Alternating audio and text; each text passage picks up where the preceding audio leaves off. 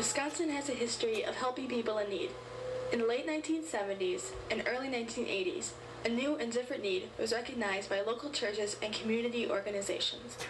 A group of people from Southeast Asia were in danger of being persecuted, even killed, for their support of the United States during the Vietnam War.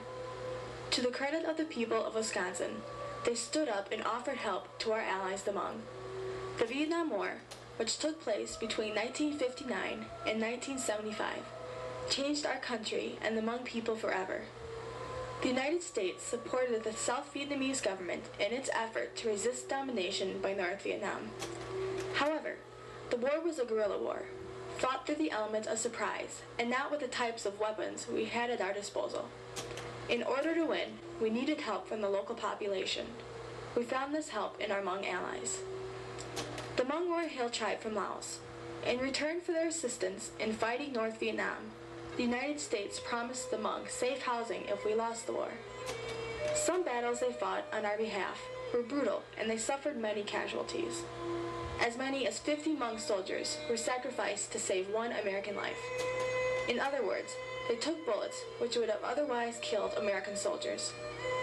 They also rescued American pilots and guarded the Ho Chi Minh Trail, which was the main pipeline for troops and supplies moving through the area. In 1975, the war ended with a victory by North Vietnam. When the U.S. pulled out of Southeast Asia, the Hmong became targets for revenge by communists who seized control of the Laos government. They had no choice but to flee for their lives. The Hmong worked their way to Thailand. Some lived in the jungle for many months during their long journey, hiding from the communists. Not wanting to be detected, mothers tried to keep their children from crying by giving them opium. Some of the mothers accidentally overdosed the children and found them dead later in their journey. A major obstacle was the Mekong River, which flows between the borders of Laos and Thailand. Many Hmong crossed the river by boat, but some had to cross in inner tubes or on rafts strung together with bamboo. Caught up in the current, they might drift for hours before reaching the other side. Yet, others had to swim across the wide river by floating with bamboo sticks and breathing air out of oxygen captured in a cellophane-like bag. Thousands of boat people perished in the stormy waters of the Mekong. Some were attacked by pirates and were robbed of the few possessions that they had. They were killed if they resisted. When they reached Thailand, they had to wait for several days before they were led ashore. Some were even told to go to a different country. The Hmong were put into overcrowded refugee camps. Many died due to malnutrition, disease, and unsanitary facilities. Death was everywhere at the camps. There was never enough food, water, clothing, or medicine. The Hmong lived in makeshift tents or hovels made of mud, tree branches, packing cases, and anything else they could find. As many as 40,000 refugees lived in tiny areas surrounded by barbed wire fences. Anyone caught trying to leave would be beaten, tortured, or even put to death.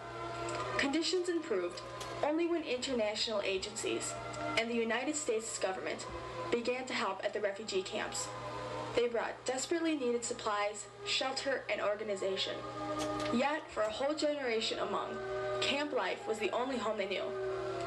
This was far different from their lives in Laos, where they might ride on the back of a water buffalo, stand on a mountaintop amid opium poppies overlooking the morning mist, or hunt as free people. However, the difficult journey from Laos had only just begun.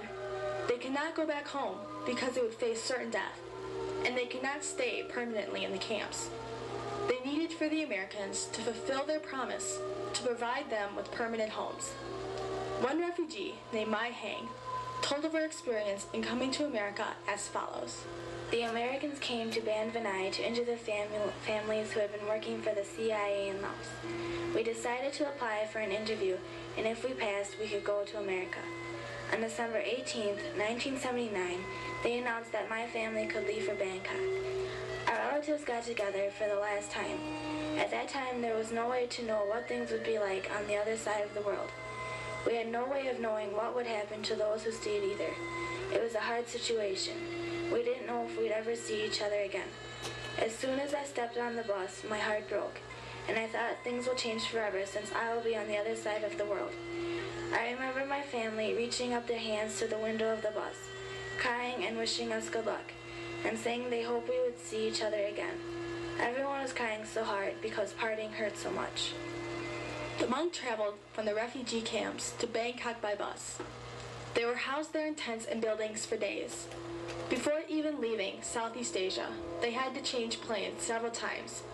Eventually, they would make the long flight across the Pacific Ocean to a new and strange land. Before being allowed into the United States, the Hmong were examined for disease and then treated. They were given shots to protect them from new illnesses they had not faced before. Finally, the Hmong were transported to their final destinations in America. They were reunited with families they had not seen for weeks. The majority of sponsors who stepped forward to provide new homes for the Hmong were from Wisconsin. Many of these refugees came to the La Crosse area.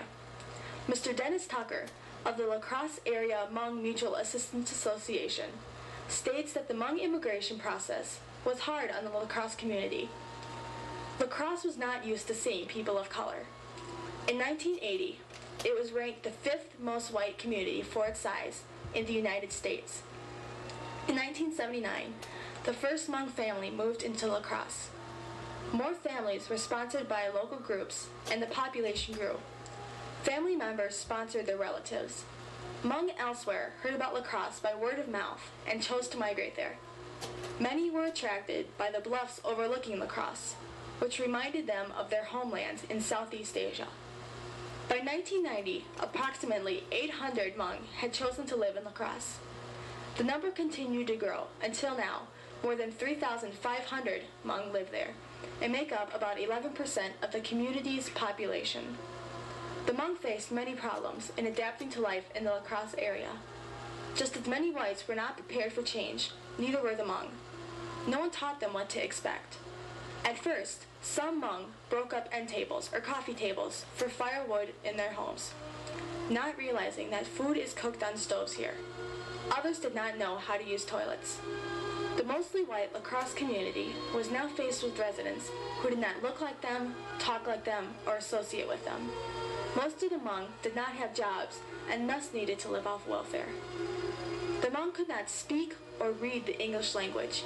Because their life in Laos had been simple, it was hard for them to adapt to the new and different technologies they faced in America. The Hmong were discriminated against because of their different language and culture. Many myths surrounded them. Some people mistakenly thought that the Hmong ate dogs like Americans eat beef. Hmong religious practices, which include a belief in spirits and sacrifices, added to the misunderstandings. People did not realize why the Hmong came to America in the first place, and therefore felt they should not have to provide welfare assistance for the Hmong. Some believed the Hmong had come to the La Crosse area to avoid having to work for a living, or that most Hmong youth belonged to gangs. None of this is true. The Hmong were given jobs that no one else wanted and were paid less money than Americans. They found it harder to support their families because they valued having many children. Their children went to school, unable to read or write the English language. However, with help from church and community organizations, the situation has begun to change.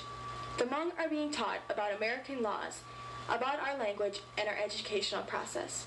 The Hmong Mutual Assistance Association has, in turn, formed what is called the Multicultural Youth Council to teach the native La Crosse community about Hmong culture and practices. They also help break down stereotypes and false information about the Hmong. The Hmong have become a valuable part of the La Crosse community. As they have learned more about living in America, and as we've become more familiar with them, the entire La Crosse community has benefited. They have much to teach us. The success of their immigration experience will depend on how well we listen.